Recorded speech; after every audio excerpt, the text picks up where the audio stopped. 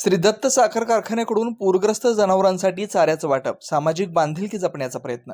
श्री दत्त शेतकरी सहकारी साखर कारखान्याच्या वतीनं पूरग्रस्त जनावरांसाठी चाऱ्याचं वाटप करण्यात आलंय। प्रति जनावरांसाठी 3 दिवसाकरता 6 मोळींचं वाटप करून पुन्हा एकदा सामाजिक बांधिलकी जपण्याचा प्रयत्न केलाय। श्री दत्त साखर कारखाना हा नेहमीच पूरग्रस्तांना मदतीचा हात देत आलाय।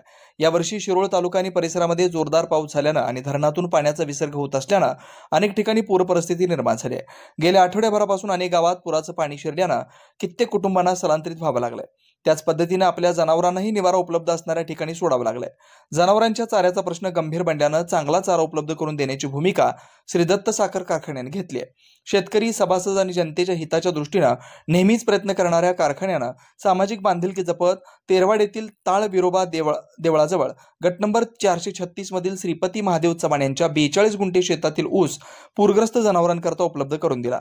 पार्वती सूतगिरणीमध्ये कुरुंदवाड, हेरवाड, तेरवाड व इतर भागातील 272 जनावर असून त्यांच्या चाऱ्याची सोय झाल्यानं पूरग्रस्त नागरिकांमधून समाधान व्यक्त केलं जात आहे।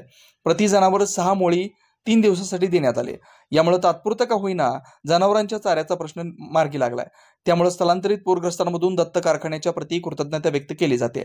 यावेळी कारखाना शेती मदतनीस विठ्ठल राजपूत, हसन सय्यद, तुकाराम वाळके, विनोद कुलकर्णी, शासकीय पशुधन अधिकारी प्रमोद झेंडे, गणेश चोते, सुनील कोळी तसेच कुरुंदवाड तलाठी श्री उपाध्ये, तेरवाड तलाठी SB कारंडे उपस्थित होते। अन्वेषण न्यूज लाईव्ह साठी शिरोळ प्रतिनिधी विवेक कांबळे।